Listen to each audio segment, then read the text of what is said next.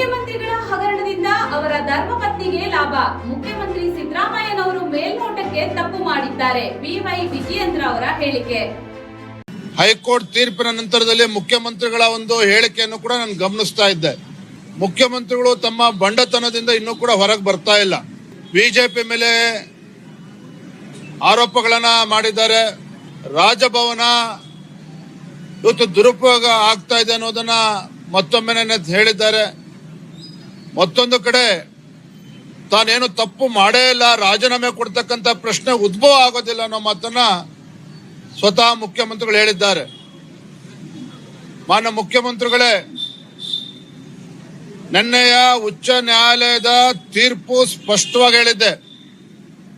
ಯಾವ ರೀತಿ ಭ್ರಷ್ಟಾಚಾರ ಆಗಿದೆ, ಯಾವ ರೀತಿ ಅಧಿಕಾರದ ದುರುಪಯೋಗ ಆಗಿದೆ, ಮೇಲ್ನೋಟಕ್ಕೆ ಇದು ತನಿಖೆ ಆಗಬೇಕಾಗಿದೆ ಅನ್ನುವ ಅಂಶವನ್ನ ರಾಜ್ಯದ ಉಚ್ಚ ನ್ಯಾಯಾಲಯ ಹೇಳಿದ್ರು ಸಹ ಇವೆಲ್ಲವೂ ಕೂಡ ಆರೋಪಗಳು ರಾಜಕೀಯ ಪ್ರೇರಿತ ಅಂತಕ್ಕಂಥ ಬಿಂಬಿಸ್ತಕ್ಕಂಥ ಕೆಲಸ ತಾವು ಮಾಡಿದ್ದೀರಿ.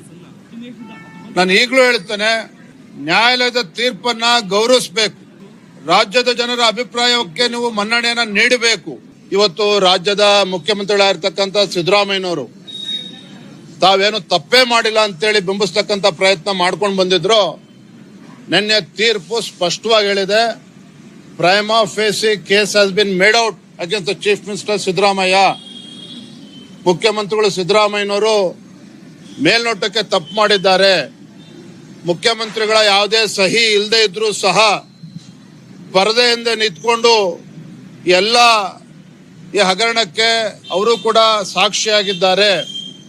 ಮತ್ತೆ ಅವರ ಧರ್ಮಪತ್ನಿಗೆ ಇದು ಲಾಭ ಆಗಿರ್ತಕ್ಕಂಥದ್ದು.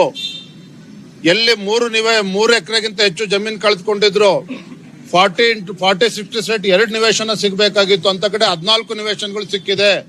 ಇದು ಕಾನೂನು ಬಾಹಿರ ಅಂತೇಳಿ ಸ್ವತಃ ರಾಜ್ಯದ ಉಚ್ಚ ನ್ಯಾಯಾಲಯ ಹೇಳಿದ್ರು ಸಹ ತಾನೇನು ತಪ್ಪು ಮಾಡಿಲ್ಲ ಅಂತೇಳಿ ಬಿಂಬಿಸ್ಕೊಳ್ತಾ ಇರ್ತಕ್ಕಂಥದ್ದು ಇದು ಬಂಡತನದ ಪರಮಾವಧಿ. ನಾನು ನೆನೆ ದಿನ ಅವ್ರ ಕಾರ್ಯಕ್ರಮವನ್ನು ಕೂಡ ಗಮನಿಸ್ತಾ ಇದ್ದೆ. ಪಕ್ಕದಲ್ಲೇ ಕೂತಿದ್ದಂತ ಗೌರವಾನ್ವಿತ ಉಪಮುಖ್ಯಮಂತ್ರಿಗಳು ಬಹಳ ಗಾಂಭೀರ್ಯವಾಗಿ ಕೂತಿದ್ರು. ಒಂದ್ ಕಡೆ ಸಿದ್ದರಾಮಯ್ಯನವರು ಹೇಳ್ತಾರೆ, ಯಾವುದೇ ಕಾರಣಕ್ಕೂ ನಾನು ಮುಖ್ಯಮಂತ್ರಿ ಸ್ಥಾನಕ್ಕೆ ರಾಜೀನಾಮೆ ಕೊಡೋದಿಲ್ಲ ಅಂತೇಳಿ. ಎಲ್ಲ ಒಂದ್ ಕಡೆ ಡಿ.ಕೆ. ಶಿವಕುಮಾರ್ ಅವರ ಅಂತರಾಳದಲ್ಲಿ ಯಾತಕ್ಕೆ ರಾಜೀನಾಮೆ ಕೊಡೋದಿಲ್ಲ ನಾನು ನೋಡ್ತೇನೆ ಅನ್ನುವ ತೊಡೆ ತಡ್ತಕ್ಕಂಥದ್ದು ಅವ್ರ ಮುಖದಲ್ಲಿ ಕಾಣ್ತಾ ಇತ್ತು. ಹಾಗಾಗಿ ನೀವೇನು ಕೂಡ ಗಾಬರಿ ಮಾಡ್ಕೋಬೇಡಿ. ನಿನ್ನೆಯ ತೀರ್ಪು ಬಂದ ನಂತರದಲ್ಲಿ ಬಹಳಷ್ಟು ರಾಜಕೀಯ ಬೆಳವಣಿಗೆಗಳು ರಾಜ್ಯದಲ್ಲಿ ಆಗೋದಿದೆ. ಮುಖ್ಯಮಂತ್ರಿ ಸ್ಥಾನವೂ ಕೂಡ ಪಲ್ಲಟ ಆಗ್ತಕ್ಕಂಥದ್ದು ನಿಶ್ಚಿತ. ಅದನ್ನ ಯಾರು ಕೂಡ ತಪ್ಪಿಸೋದಕ್ಕೆ ಸಾಧ್ಯ ಇಲ್ಲ.